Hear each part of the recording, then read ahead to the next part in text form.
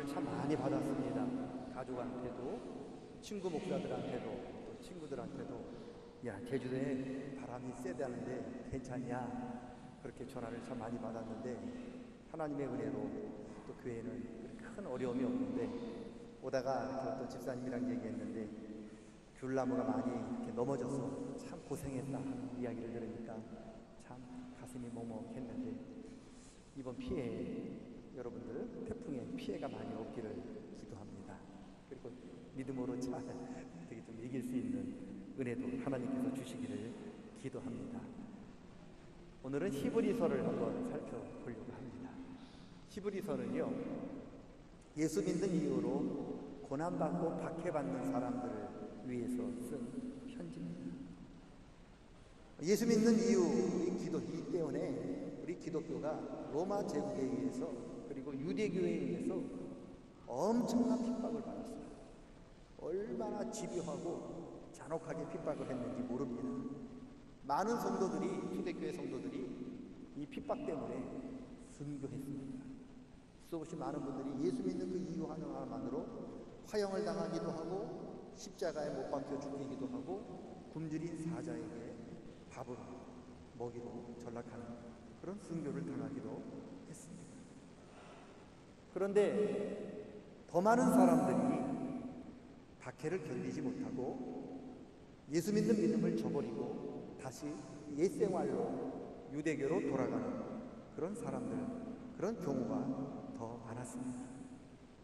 히브리서는 이처럼 모진 박해 때문에 믿음이 흔들리는 사람들, 다시 세상으로 돌아가려고 하는 그런 사람들에게 쓴 편지입니다. 11절, 12절 말씀을 보면 히브리서 주제가 나와 있는데 고난과 박해를 당해도 주님 배반하지 말고 끝까지 소망을 잃지 말아라. 그게 주제예요. 주님 배반하지 말고 소망을 잃지 말아라. 오래 참고 믿음으로 견디면 구원 얻는다. 그게 주제입니다. 그러니까 박해가 다가와도 어려움이 다가와도 주님 배반하지 말아라. 견뎌라. 그리고 끝까지 믿음을 지켜라. 이게 오늘 히브리서가 주는 말씀입니다. 히브리서 11장 잘 알죠? 믿음장이죠. 내용이 뭔가요? 히브리서 11장에 등장하는 수없이 많은 위인들이 있는데 편안하게 예수 믿는 사람은 한 사람도 없어요. 히브리서 11장에 등장하는 수없이 많은 믿음의 위인들 다 모진 박해와 고난과 환난과 역경을 겪는 가운데서도 끝까지 믿음을 지킨 사람들이죠. 히브리서 기자는 우리 믿음의 선조들도 너희들과 똑같이 고난당하고 환난당할 때 믿음을 지켰다. 그러니 너희들이 그들을 본받아라. 오늘 우리가 읽을 때 12절 뭐라고 그럽니까? 약속을 기업으로 받은 자들을 본받는 자 되게 하려 합니다. 여러분, 이건 오늘 우리에게도 해당하는 말씀입니다. 환난과 역경 다가올 때 여러분 주님 배반하지 않고 끝까지 믿음을 지키는 저와 여러분 되시기를 축원합니다. 그 사람이 참 믿음의 사람입니다. 좀 어렵고 힘들 때 여러분 주님 배반하고 다시 옛생활로 돌아가는 그 사람, 다시 세상으로 돌아가는 그 사람, 구원받는 믿음이 없는 사람입니다. 4절부터 6절까지 다시 한번 읽어보겠습니다. 다 같이 4절부터 6절입니다. 4절 다 함께 읽겠습니다. 한 번 빛을 받고 하늘의 은사를 받고 그리고 하나님의 선한 말씀과 내세의 능력을 맛보고도 타락한 자들은 다시 새롭게 하여 회개하게 할 수 없나니 이는 그들이 하나님의 아들을 다시 십자가에 못 박아 드러내놓고 욕되게 함이라. 고난받았다고 좀 어렵다고 다시 옛생활로 돌아가는 사람 구원받을 수 없다는 거예요. 다시는 그런 사람들 하나님이 인정하지 않는다는 거예요. 왜요? 다시 옛생활로 돌아가는 사람은 예수님을 다시 십자가에 못 박는 사람입니다. 여러분, 십자가에 못 박고 예수님을 못 박는 사람이 구원받을 수 있겠어요? 좀 힘들고 어렵다고 에이, 내가 어려운 것보다 예수님 십자가에 못 박는 게 낫다 해서 예수님 십자가에 못 박아놓고 우리가 하나님 앞에 영생을 구할 수 있겠습니까? 절대로 불가능합니다. 오늘 히브리서 기자가 이야기하는 거죠. 다시 옛생활로 돌아가는 사람 구원 꿈꾸지 마라. 너희들은 예수님을 다시 십자가에 못 박는 사람이다. 굉장히 어렵고 굉장히 무서운 말씀입니다. 히브리서는 고난을 이기지 못하고 다시 세상으로 돌아간 사람을 타락한 사람이라고 해요. 타락. 성경이 말하는 타락은 뭐냐? 믿음에서 떨어져 나가는 게 타락. 생명줄에서 떨어져 나가는 게 타락이죠. 여러분 높은 산에 올라갈 때 이제 로프를 들고 줄을 메고 올라가는데 여러분 어떤 사람이 삽니까? 줄을 끝까지 붙들고 있는 사람이 살아요. 높으면 높을수록 그 줄을 끝까지 붙들고 생명줄을 붙들고 있는 사람이 살지. 만약에 여러분 줄에서 그 손을 놓아버리면 어떻게 됩니까? 밑으로 떨어집니다. 그리고 죽게 됩니다. 여러분 타락이란 저와 여러분의 생명을 지켜주는 이 생명줄에서 믿음의 줄에서 손을 놔버려서 밑으로 떨어져 멸망하는 것을 타락이라고 합니다.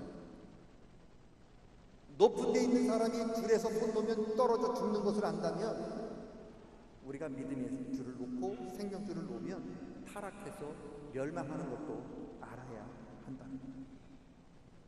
믿음은 뭐냐? 생명줄이신 예수님을 굳게 붙잡는 거예요. 어떤 환경, 어떤 처지에 있든지 간에 예수님이라고 하는 그 생명줄을 놓지 않는 게 믿음입니다. 혈루증 앓은 여인이 있었잖아요. 12년 동안. 그 여인이 어떻게 생각합니까? 예수님의 옷자락을 내가 붙들면 내가 살 수 있다 해서 여러분 간절한 마음으로 예수님 옷자락 붙들었어요. 내가 이 줄을 놓치면 예수님 놓치면 나는 죽는다라고 하는 간절한 마음으로 예수님 붙드는 게 믿음입니다. 세상의 다른 줄은요 놓쳐도 좀 됩니다. 때로는 돈줄을 놓칠 수도 있고요, 때로는 건강의 줄을 놓칠 수도 있고요, 때로는 명예의 줄을 놓칠 수도 있어요. 물론 돈줄 놓치고 건강줄을 놓치면 굉장히 불편하고 힘들어요. 살아가기가 막막할 때도 있습니다. 그러나 영생을 얻는 데는 문제가 없습니다. 그러나 여러분 예수님 줄 놓치면, 믿음의 줄 놓치면 다시는 구원받을 수가 없다고 하는 것을 기억하라는 거예요. 여러분 세상 줄 붙드느라고 예수님 줄 놓치면, 믿음 줄 놓치면 여러분 우리는 타락한다는 거예요. 멸망하여 죽는다는 겁니다. 지금 세상에는 수없이 많은 줄들이 있습니다. 그리고 서로가 이 줄이 참 줄이다, 생명줄이라고 우리를 유혹하고 있습니다. 성령 충만하지 않고 여러분 우리가 세상 영에 미혹되면요 생명줄이신 예수님을 버리고 쓸데없는 세상줄을 붙들고 그것을 생명줄로 착각하고 살아갑니다.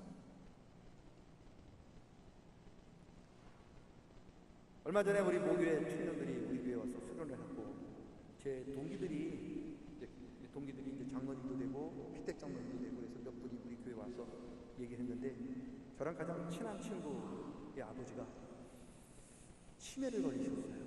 저도 처음 들었어요. 건강을 하는데 치매를 걸리셨는데 요양원에 계시는데요. 요양원에 비누가 없어진다는 거예요. 비누가. 요양원에 있는 비누가 다 없어졌대요. 그래가지고 간호원들이 비누를 찾는 거예요. 그랬더니 그 아버지 책상 밑에 있는 거예요. 아버님 이 비누를 왜 갖다 놨어요? 그랬더니 이게 보물이야 그러더라고요. 비누가 보물이야. 그래서 안 주더라고요.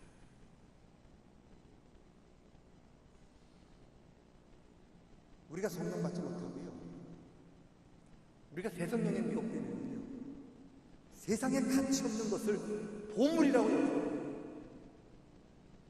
아무 쓸데없는 걸 붙들고 안 놓는 거예요. 생명줄 예수님 내팽개치고 별 쓸데없는 비누 조각, 휴지 조각 같은 것을 붙들고 이게 내 생명을 지켜준다고 믿는 거예요. 성령 충만해야 돼요.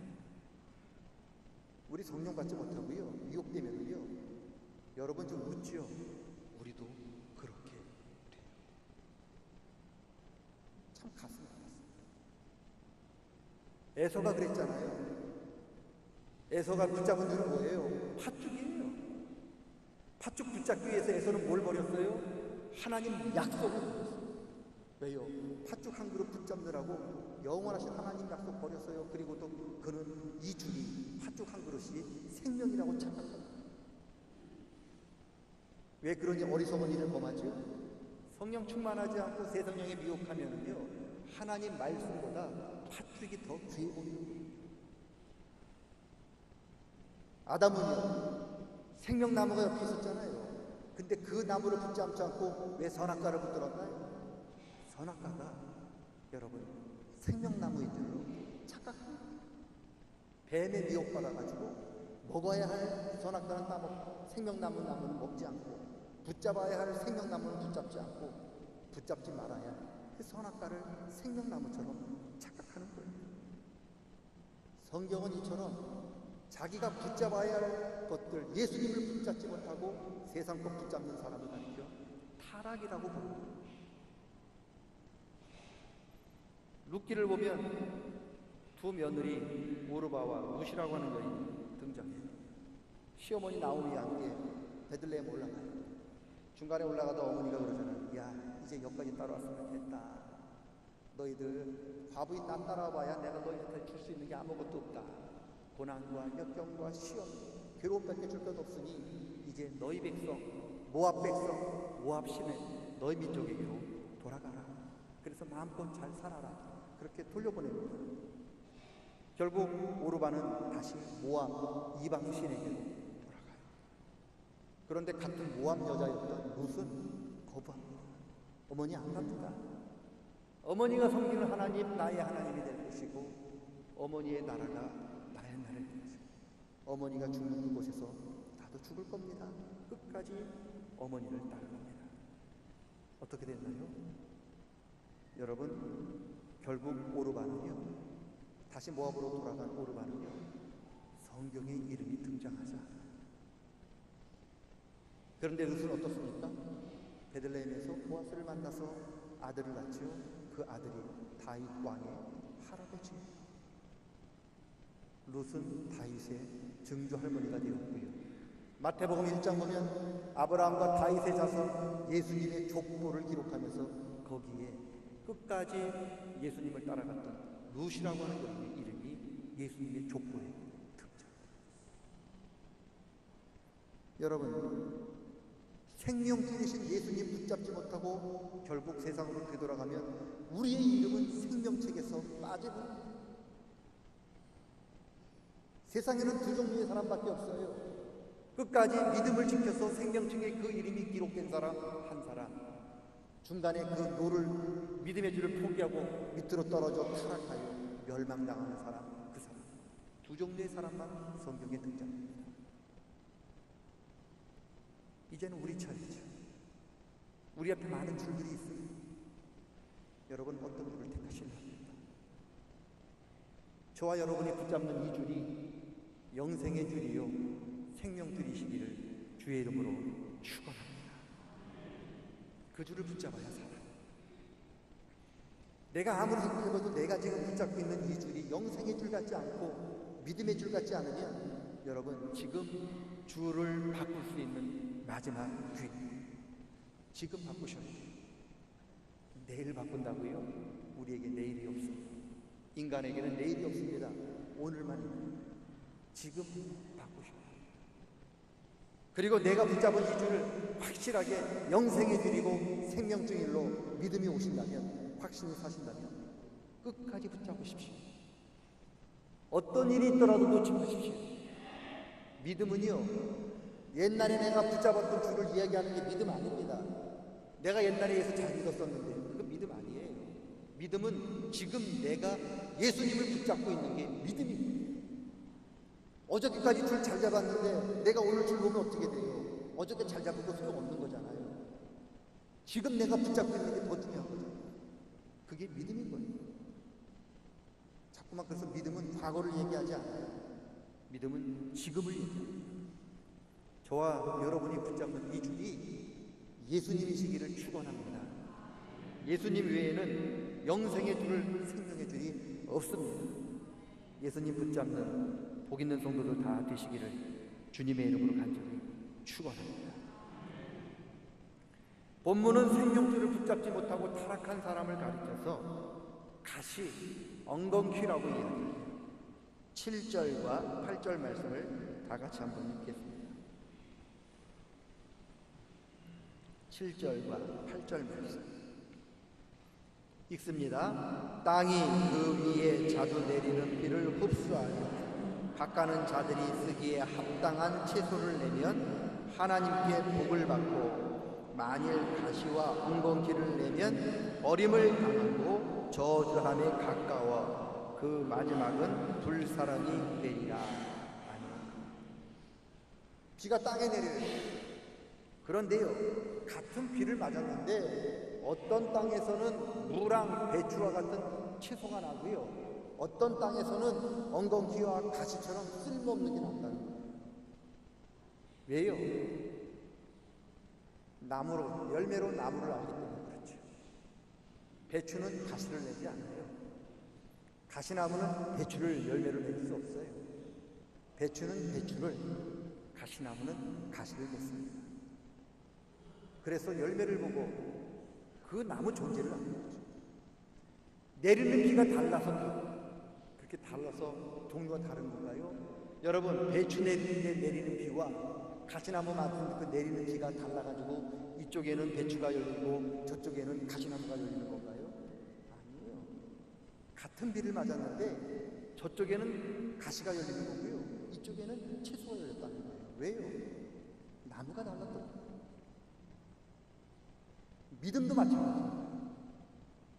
하나님께서 모든 사람에게 같은 은혜를 주십니다. 여기 있는 모든 분들, 저를 포함한 모든 분들이 다 하나님의 은혜가 동일해요. 목사는 더 주고 평신도는 덜 주고 그런 거 없어요. 다 동일한 은혜를 주십니다. 그런데 이상하죠. 같은 하나님의 은혜를 받았는데요, 어떤 사람은 믿음의 열매를 맺고요, 어떤 사람은 불신앙의 열매를 맺는다는 거예요. 은혜가 달라서 그래요. 저 사람은 좋은 은혜 주고 나는 하나님이 나쁜 은혜를 줘서 나는 이렇게 가시를 맺고 불신앙을 맺고, 저분에게는 좋은 은혜를 주셔서 저 사람은 좋은 열매를 맺는 건가요? 아니에요. 그렇지 않습니다. 똑같은 은혜를 주셨어요. 그런데 여러분 달라요. 왜 그럴까요? 내게 믿음이 없어요. 같은 은혜를 경험하고 같은 슬픔을 경험하고 같은 고난과 어려움을 겪었는데, 어떤 분들은 그런 가운데서도 끝까지 믿음의 열매를 맺는 사람이 있고요, 어떤 사람은 반대로 예수를 버리고 믿음을 포기하고 불신앙의 길을 걸어가는 사람이 있다는 거예요. 왜요? 이게 바로 믿음의 차이요, 믿음의 능력입니다. 믿는 사람은요, 환난이 다가오고 어려움이 다가오면요, 그 환난을 환난으로 대비탄하지 않아요. 어떻게 합니까? 환난을 다가오면 그걸 인내로, 믿음으로 참아서 그것을 소망으로 바꿔놓습니다. 그래서 바울 사도가 뭐라고 이야기하는지 아세요? 환난은 인내를, 인내는 연단을, 연단은 소망을 낸다. 우리 예수 믿는 사람들은 환난이 다가오고 어려움이 다가와도요, 그것을 어려움으로 다시 대비해내는 게 아닙니다. 그것을 품고 또 품어서 나중에 소망으로 바꿔. 어떻게 이런 일이 일어날 수 있었을까? 제가 좀 오래됐는데 우연히 TV를 봤는데 비료 만드는 이야기를, 대만에서 비료 만드는 이야기를 하고, 퇴비, 무지하게 큰 공장이에요. 큰 공장에 그 주위에 있는 젖소, 소, 돼지, 뭐 그런 가축들의 오물들, 냄새나는 똥, 오물, 거름, 그런 것들이 다 모이더라고요. 다 수거해왔는데 다 냄새나고 난리, 다 쓰레기잖아요. 있어서는 안 될 것들을 다 모아놓고, 그래서 이런 큰 탱크에 집어넣고요, 3개월인가 4개월인가 잘 기억이 안 나는데 거기서 삭히더라고요. 그랬더니 놀랍더라고요. 똥이 들어오고 오물이 들어오고 거름이 들어왔는데 석 달, 넉 달 지나니까요, 그게 땅에 꼭 필요한 농작물에 꼭 필요한 유기농 퇴비가 된다. 그렇게 바뀌어가지고 사람들이 다 필요 없다고 버리는 거름이 사람들이 가장 비싼 비료로 다 탈바꿈해서 팔리고 있는 것을 없어서 못 파는 이야기를 들었어요. 저는 믿음이 그렇다는 거예요. 환난과 역경을 좋아하는 사람은 어디 있어요? 다 싫다고 그러죠. 다 버리는 것들이죠. 그런데 환난과 역경을 또 안 당하는 사람도 없어요. 우리는 다 환난과 역경을 당합니다. 그런데 여러분, 이 환난과 역경이 우리 안에 들어오면요, 이 믿음이라고 하는 힘이 이 환난과 역경을 갈고 또 갈아서 나중에 소망이라고 하는 걸음으로, 꼭 필요한 걸음으로 바꿔놓습니다. 이게 믿음이에요. 세상 사람들, 믿음 없는 사람은 환난이 들어오면 거기에 불평과 원망을 통해서 더 나쁜 환난을, 더 나쁜 문제를 만들어내지만, 예수 믿는 사람들은 환난과 역경이 들어오면 그것을 다시 내뱉어내는 게 아니라 그것을 믿음으로 연단으로 채워서 그것을 소망으로 바꿔내는 능력이 있다고 하는 거예요. 똑같은 은혜 받고 똑같은 비를 맞았는데 어떤 나무는 사람들에게 필요한 채소를 맺고 어떤 나무는 엉겅퀴를 맺는 이유가 거기에 있는 거죠. 그 차이가 뭡니까? 믿음이라는 거예요. 그래서 믿음이 중요해요. 여러분, 믿음이 왜 중요하냐? 믿음 없으면요, 우리는 환난 들어오면 그냥 환난을 내뱉어내요. 그러나 믿음이 있으면 환난과 역경이 다가오면 그걸 소망으로 바꿔내는 거예요. 우리가 하는 게 아닙니다.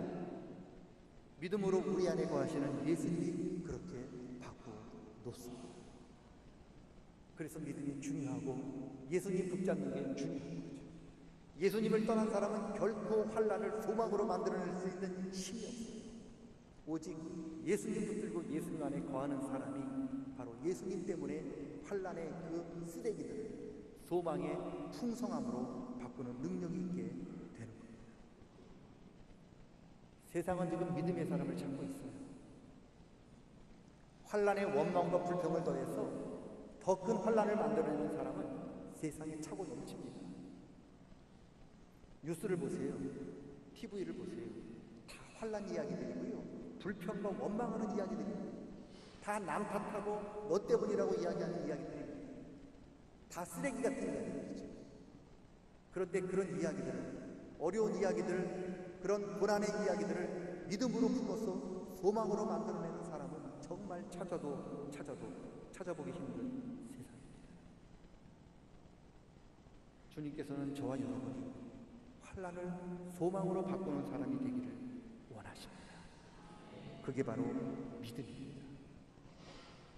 우리의 생명줄이신 예수님을 끝까지 붙잡는 믿음을 가지면 저와 여러분이 영생을 얻어 구원을 받을 뿐만 아니라 우리에게 다가오는 환난과 역경들을 하나님이 주시는 풍성한 소망으로 바꾸는 그런 능력의 주의 종들이 될 줄로 믿습니다.